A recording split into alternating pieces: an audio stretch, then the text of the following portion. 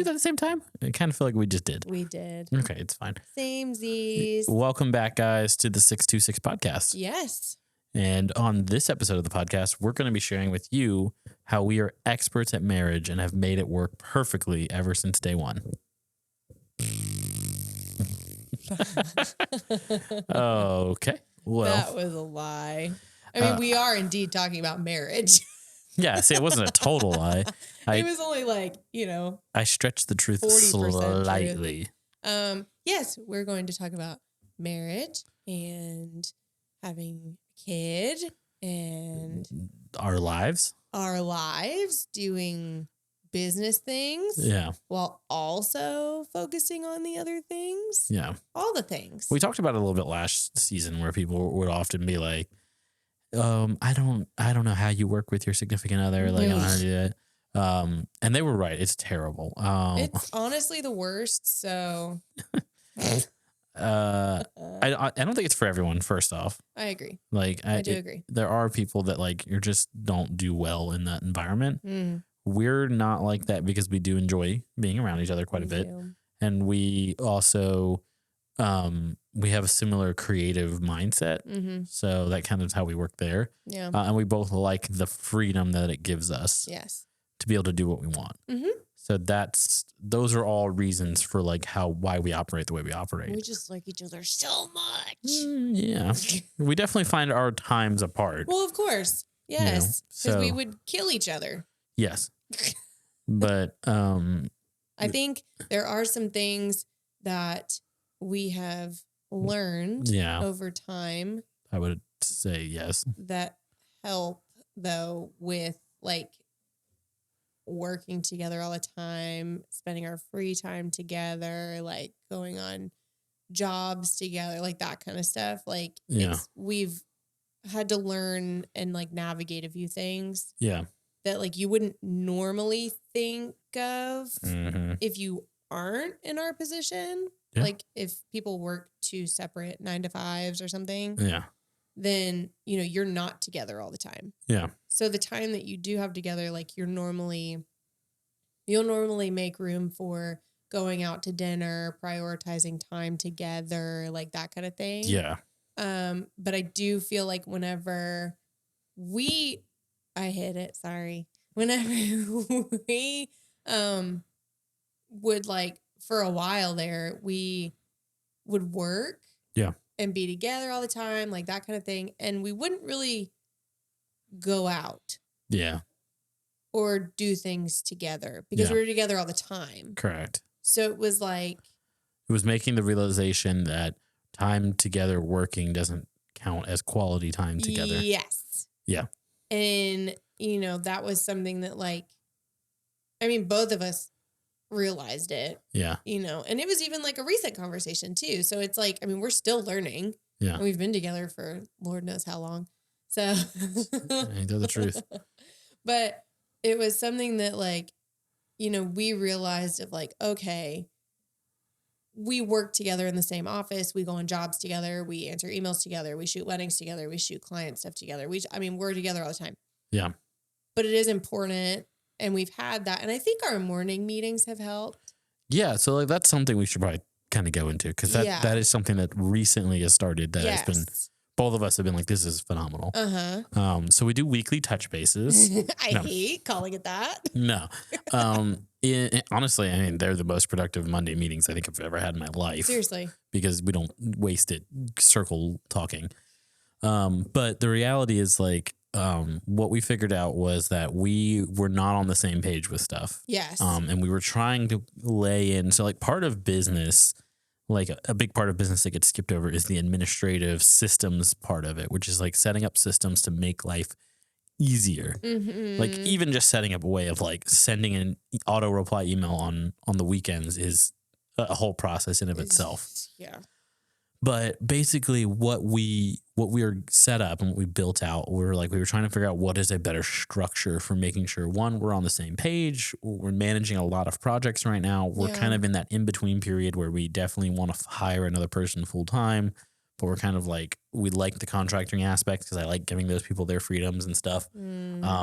So we've been kind of like floating around with that. But what we realized was that like a lot of our friction we were feeling in business and in marriage was just both of us coming in with expectations and thinking that the other one knew exactly what we were looking for. Yep, which is communication. Literally the only thing that is like super helpful to relationships, whether it's a business relationship, a friendship, a romantic relationship, anything, Is communication. But Which is funny it's because the that's the thing hardest thing to people do. suck at it. Like, we're terrible at it. Absolutely. I mean, I'm not, but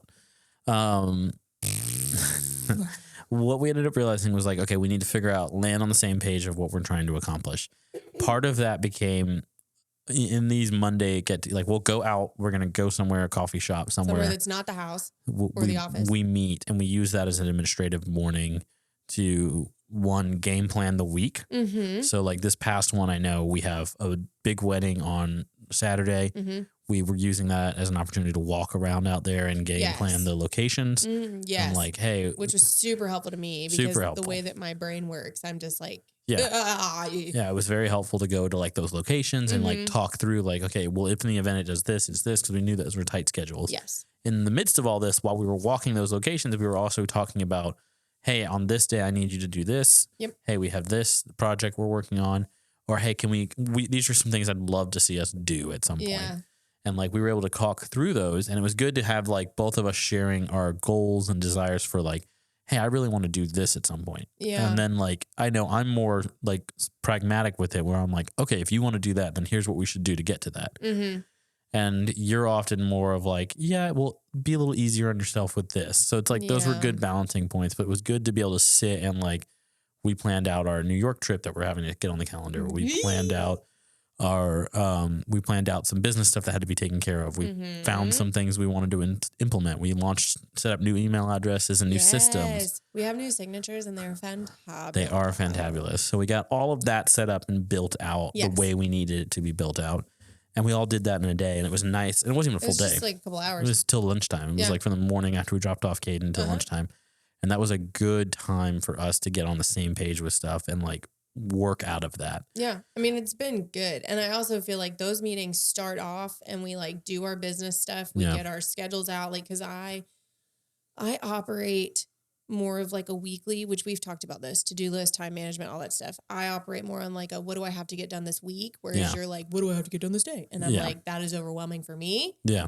And so, you know, you have your stuff that you have to do during the day, and then I can list off just the things that I have to do. Cause generally your work plate is more full than mine. Yeah. Just because you have many a project going on. Yeah. That tends to happen. And so, and those are a little more urgent than the ones that I have. Mine are a little more spread out over time. Yours are a little more ding, ding, ding, ding, ding. Yeah. So, we can like, we sit down, we discuss it, we talk about what we have to do. And that was also something that I had to like get over was like, I was you wanted to get that system in place and like all that stuff. And I was like, well, why are you trying to micromanage me? Like, I'm doing my job. Why don't you trust me that I'm doing my job? Yeah. Like, I don't need you to see what I'm doing, because if you trust me, you'll be fine, you know? Yeah. But then after sitting down, and that was the thing that I was interpreting from that. Yeah. But what you were saying whenever we sat down and actually communicated was you just needed to know what capacity I had because you need help. Yeah. And so it wasn't I need to see every single thing that you're doing because like, I just need to know that it's being done. It was when do you have free time? Can I please see what you have to work on so that I can know when I can give you and offload stuff because I'm drowning. Yeah. So like, you were drowning and I was holding onto the oar and being like, I can do it. Yeah. Yeah. So that was like a big part of the communication, but I do feel like those meetings have been very helpful with not even just work, but us.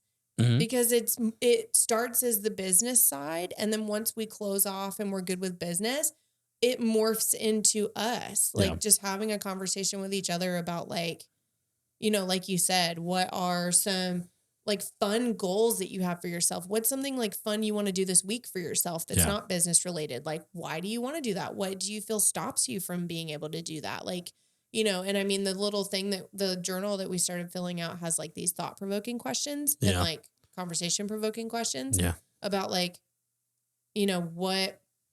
who can you like, who do you feel that it would be great to show up for this week? Like, Yeah. who needs you? Is there someone that needs you?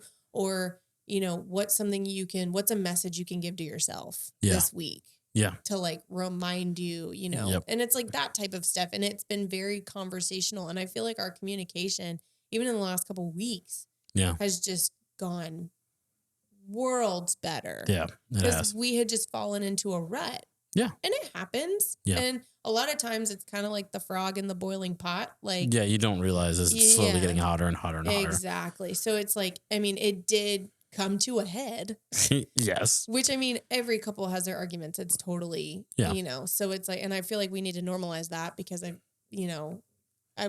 we got married, I learned that like, it's completely normal to argue. Yeah. And have fights. Yeah. Because for whatever reason, like growing up, you're just like, oh no. Oh, I didn't think that. Marriage is great. Well, my parents don't like argue a Yeah. lot.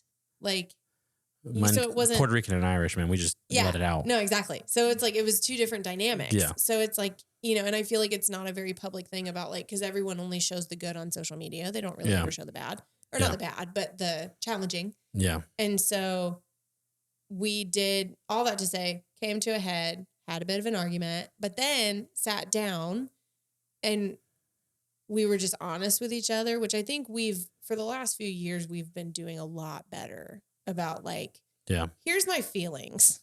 Like, and I'm not trying to make you feel some type of way or, any of that, but like trying to give each other the space to feel that stuff Yeah. and express it with each other. Yeah. And then go, okay, dang, like I didn't realize that I was making you feel that way. Yeah. What can we do to help it? Yeah. And so I think that's helped a lot. Yeah. And I think understanding where you were coming from with your thing, like being able to talk through, like you need a lot of details that I don't usually want or have to worry about. And like that helps you function better because like you do freeze if you don't have those details. Like, so like learning that kind of thing helped a lot. And like it has been a good process of like working forward. Yeah. And I think that's the big thing. It's like, it sounds obvious, but it's like communication is key. Cause like it can be the first thing that you think, oh, I'm communicating well, but communicating well because you understand what you're saying doesn't mean you're communicating well, if that makes sense. Yeah. Like if your partner understands what you're saying, then you can say you're communicating well. And that's where you have to really be like, hey, are you understanding what I'm saying? Are you hearing what I'm saying? Are you following what I'm saying? Yeah. Like, do you get what I'm offering here? Like, that's kind of the bigger piece of that. And being on the other side, being willing to say, I'm not understanding what you're saying. Yeah, I'm not following. What you're saying is making me think this. Is that what you want me to think? Is that what you're trying to communicate to me? Or and that's a good idea for business too, is like being able to talk to a client and be like, hey, like I have a tendency, especially in stressful situations, to get triggered with like, okay, if a client has asked for something, oh my God, they're mad at me. yeah. No, I just got to be honest with the client. Like, hey, this is a little overwhelming for what we originally talked about. Here's what I want to do to break it down to this. Yeah. Like being honest with them. And if you don't have that relationship with your client, you might want to rethink having the client in general. Yeah, which is also something we've been learning. Yeah, too, we've talked. over time. Yeah, we've talked about that. But marriage alone is difficult. Marriage with a business is a little more difficult. And then marriage Throwing a baby. throwing a baby, and it gets more complicated. And I think one of the hardest things with the baby part of it is balancing time. Like in the Yeah. early stages, like, because you don't know what your kid's going to be like. And this is the thing that I tell like people who are becoming new parents who want to do businesses. I'm like, you don't know what that first 9 months of the baby, once the first 10 months, whatever it is, out is like, because you could be like, we were very lucky and fortunate that Caden was a great sleeper, never had any issues with that. Like he slept magnificently. And I know Lord, parents listening please. are furious. Please Like bless us with a second that's like it.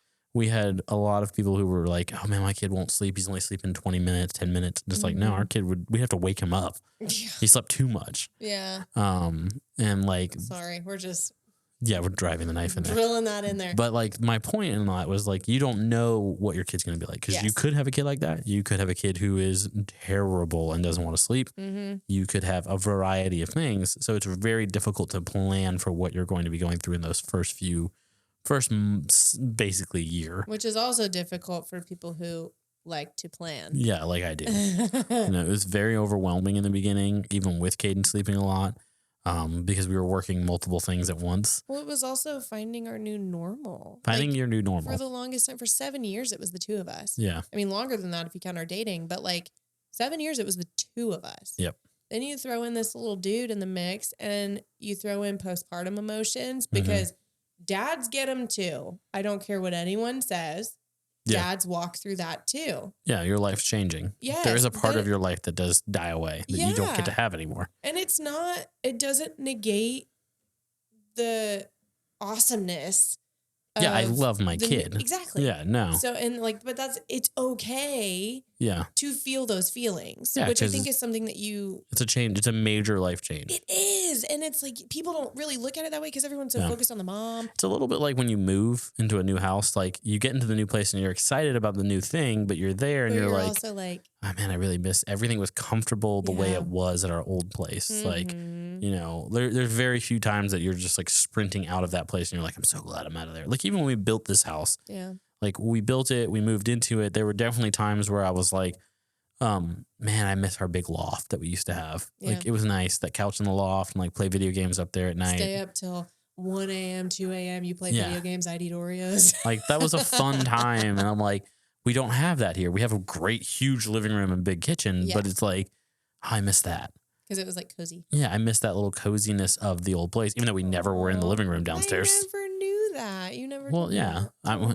yeah, but I also don't miss the rest of it. I don't miss the stairs at that house. I No, don't miss not the at fact all. that I think we were in the living room of that house like twice, maybe. Yeah. We almost never were It was only downstairs. when we had people over. Yeah, we never spent any time downstairs Well, yeah. And that was also, I will never have a 2-story house ever again. Ever Remember when we again. didn't have any carpet? It was just wood on Yeah, the stairs for for the like ever. rest of my days. I will It was never. awful. Anyway, Sorry. that being said, like that's kind of what happens when you have a kid. Like you're excited for the new thing and the new adventure part of it, Yeah. but there's the fear of, oh man, like or I'm the losing. when it happens, like you are losing the comfort and the things that you liked and had, Mm-hmm. and that stinks. I mean, that does, and you have to acknowledge that like that's sad. Hard. Yeah, it's hard. It's a little bit of traumatic, Yeah. and you're just feeling a lot of things because you also feel guilty if you're like, well, I'm not as happy as I thought I would be Mm-hmm. because society says that you're supposed to be like instantly in love with your kid and be excited, and it's like. Yeah. Unfortunately, sometimes it takes a minute because your kid is just a whiny little child thing that doesn't have any connection at all. Yeah. And I feel like some people even like you can go as far as like seeing like, you know, you're sad that you're losing a bit. And then when you don't connect, and I don't mean you, but like Yeah. when you don't connect with your kid right away, Mm-hmm. then there builds up a little bit of resentment to them Yeah. because it's like, because of you, I don't have Correct. because you're here, I don't have what I had before. Correct. And it's not even as beautiful as I thought it would be. Like it's not, you know, and it's like Yeah. that's a hard thing, and that's feelings are feelings. Yeah. Like it's acknowledging, you know, if you have felt that way, you feel that way. Yeah. And that, you know, and then eventually, because I know it was tough. Yeah, it was. in Like, the and I beginning. know you had a tough time. Yeah. And So did you. yeah, but like it was an adjustment, and Yeah. it doesn't mean that we love him any less or we loved him any less. I mean, Mhm. I know. And then the other side of that is it takes a little longer sometimes for the dads to be able to develop a relationship, especially with babies who are breastfed, Yeah. just because they're constantly with mom. Like Yeah. you're feeding them every 2 hours, hmm and then like waking up in the middle of the night. If you're not bottle feeding, the hmm dads can't take over and feed the baby. Yeah. Like, and it's not, so then they don't have that bonding time opportunity. Yeah. And so it's like, unless, you know, you breastfeed and you pump to have like a backup, and then you know, if you leave for the day or something, and then you get that opportunity. But Yeah. it's like, a lot of times it's a little difficult because it is a mommy stage. Yeah. And I think part of like the best thing for a child is like, if you're having a kid, find your pediatrician. Yes. Find the person you trust, and Yes. that will make your experience. Because we've had all of the people that we know that's had bad experiences have all been tied to like they just either didn't like their pediatrician, didn't agree with their pediatrician. Like Yeah. you have to be locked in step with that person Mm-hmm. because otherwise you're going to leave those appointments miserable every single time. Oh Like my gosh. The pediatrician that we had, was phenomenal. unfortunately, He moved to a different he clinic, moved but to it a was okay different because he was already older. well, yeah. So, but in the beginnings, I mean, Phenomenal. he was fantastic. Yeah, he was great There as goes as Eddie. he's walking through our shot. He was fantastic. Yeah. Like he was very encouraging. I had a lot of issues breastfeeding at first because that is a skill. My mom told me, and it was spot on. You do not, Yeah. this is a side note. One you does not simply think feed. Esri. Yeah, sorry. Esri's gotten her ball to play. That's the other part of it is you have a dog. It becomes like now you have 3 children. We had 3 dogs, but We you did. think that like the baby comes out and like you're this magnificent goddess and your hair blows in the wind and your baby just latches and it's just this magical thing. No. Sorry. If you're watching the video version of the podcast, Esri has just decided that she wants to play. It just dropped a ball on the table. This is a great position to remind you that you should watch the video versions of the podcast because they're very funny.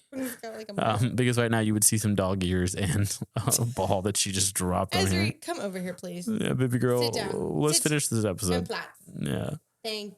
You take your ball. You lay right there. Thank you so much. Okay. Anyways, so breastfeeding is difficult. It's a skill that you have to learn. And you've never done it before. Yeah. Obviously, if it's your first kid.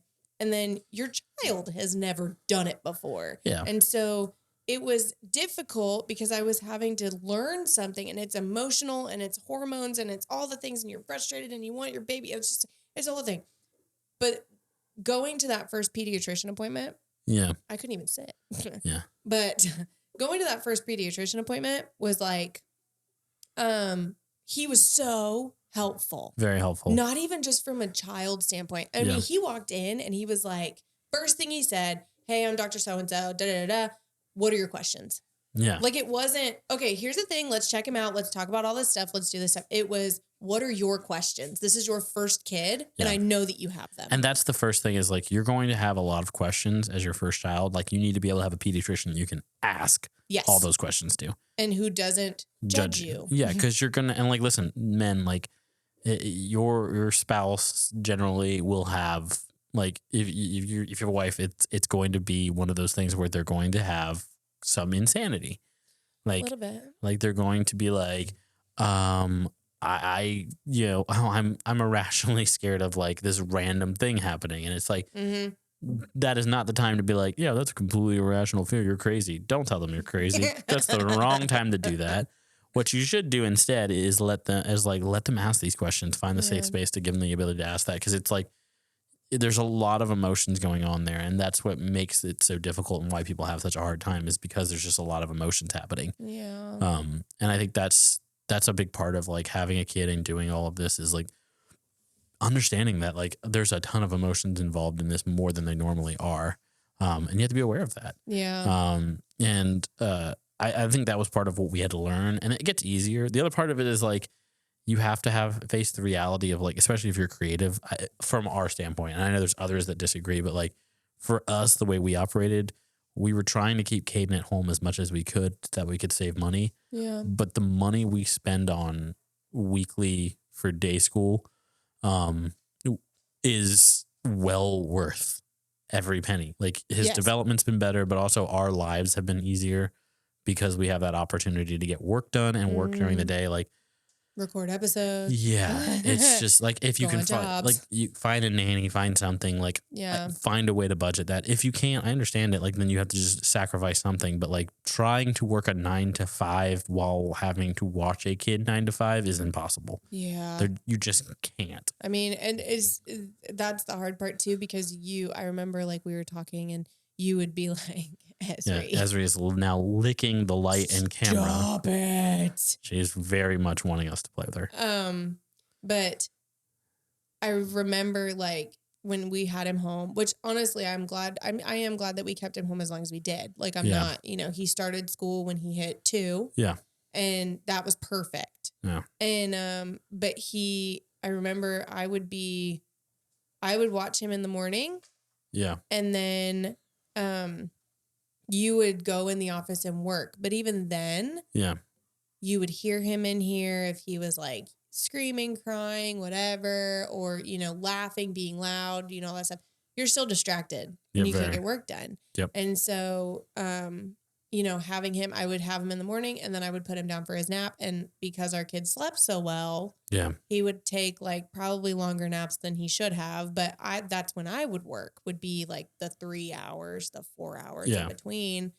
And then he would wake up from his nap and then I was with him until you were done working or whatever it was. But like, I mean, ultimately the two of us only got about 3 to 4 hours of work a day. Yeah. It was not enough. We were falling behind on everything. Yeah. So, I mean, you either have to outsource or you have to find better balance, or you have to hire somebody to watch your kid, or get family, whatever you can get.